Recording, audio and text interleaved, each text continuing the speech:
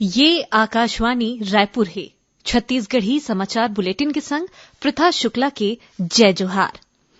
केंद्रीय गृह मंत्री अमित शाह नागरिकता संशोधन अधिनियम के खिलाफ विरोध प्रदर्शन ला राजनीतिक बतात हुए कहीन कि कोनो भी भारतीय ला ए नवा कानून के सेतिर राष्ट्रीयता खोए के खतरा नहीं है। गृह मंत्री देशवासी और खास करके अल्पसंख्यक समुदाय ले एक घाव फेर अपील करीन कि ओमन विपक्षी दल मन डाहर ले करे जात कथित दुष्प्रचार के झांसा में झन आवे। भारतीय जनता पार्टी राष्ट्रीय नागरिकता संशोधन अधिनियम के समर्थन में इतवार ले 10 दिन के जनसंपर्क अभियान चलाही।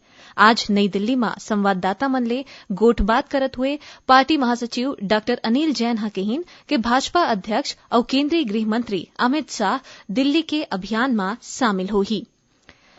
राजनांदगांव नगर निगम में कांग्रेस के हेमा देशमुख ला महापौर चुने के है त उन्हें हरिनारायण पप्पू धकेता ला सभापति बनाए गए है। महापौर पद पर आज हुए चुनाई में कांग्रेस के हेमा देशमुख 11 वोट ले जीते है। हेमा देशमुख ला 31 और भाजपा के शोभा सोनी ला 20 मत मिलिस। ऐसन है सभापति बर हुए चुनाई में कांग्रेस के हरिनारायण पप्पू धकेता ला 30 और भाजपा के शिव वर्मा ला 21 वोट मिलिस। बता दन कि आज बिहिनिया नगर निगम के पार्षद मन के शपथ ग्रहण समारोह आयोजित करेगे रहीस।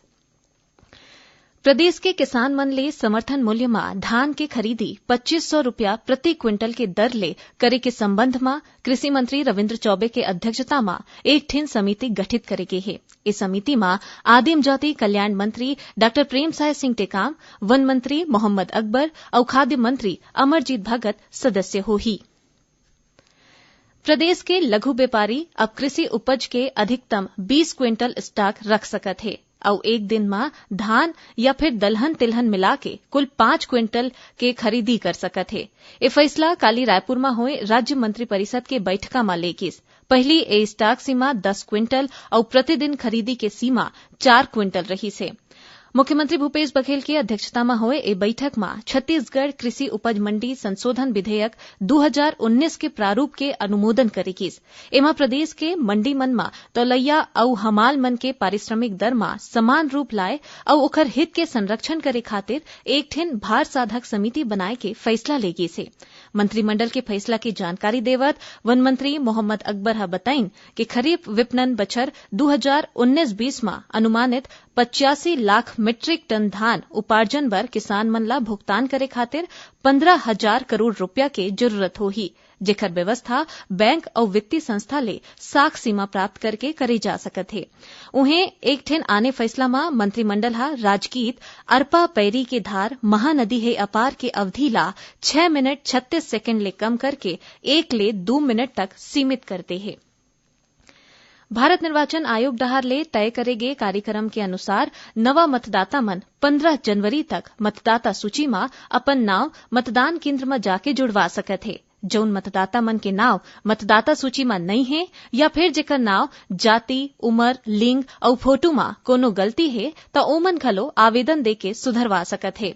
मुख्य निर्वाचन पदाधिकारी कार्यालय के वेबसाइट के माध्यम ले कोनो भी मतदाता अपन शिकायत टोल फ्री नंबर 1800-233-11950 या फिर 1950 में दर्ज करा सकत है। केंद्रीय गृह मंत्रालय छत्तीसगढ़ पुलिस के 3 पदाधिकारी मन ला सूचना संकलन में सुघ्घर भूमिका निभाए खातिर असाधारण आसूचना कुशलता पदक दे है। ये पदक पुलिस मुख्यालय में पदस्थ अतिरिक्त पुलिस अधीक्षक SIB गायत्री सिंह, उप पुलिस अधीक्षक विशेष शाखा नजमुस साकिब और विशेष शाखा बिलासपुर में पदस्थ चित्रसेन सिंह खरसन ला देगी से। भारतीय रेल रेल यात्रा के दौरान यात्री मन के शिकायत करे के तुरते समाधान और पूछताछ जैसे जम्मो सुविधा पर हेल्पलाइन नंबर ला हेल्पलाइन संख्या 139 के संग जोड़ते है।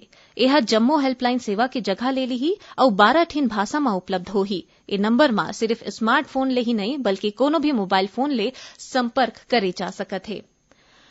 मुख्यमंत्री भूपेश बघेल आज नवा रायपुर में वन आधारित जलवायु सक्षम आजीविका के दिशा में क्रांतिकारी बदलाव विषय ऊपर राखेगे परिचर्चा में शामिल हुईन।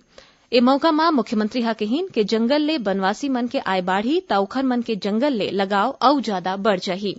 एकरे संग छत्तीसगढ़ी समाचार बुलेटिन इहे सिरावत है। जय जोहार।